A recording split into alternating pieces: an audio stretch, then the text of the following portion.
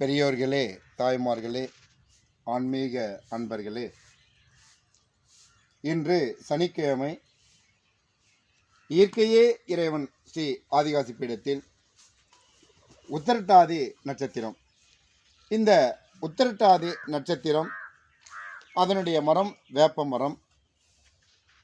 உலகத்தில் உள்ள அனைத்து உத்திரட்டாதி நட்சத்திரக்காரர்கள் அவர்களும் அவர்களுடைய குடும்பமும் அவர்களுடைய தொழிலும் மேன்மேலும் வளர இன்று வேப்ப மரத்திற்கு இயற்கையே இறைவன் ஸ்ரீ ஆதிகாசி பீடத்தில் பூஜை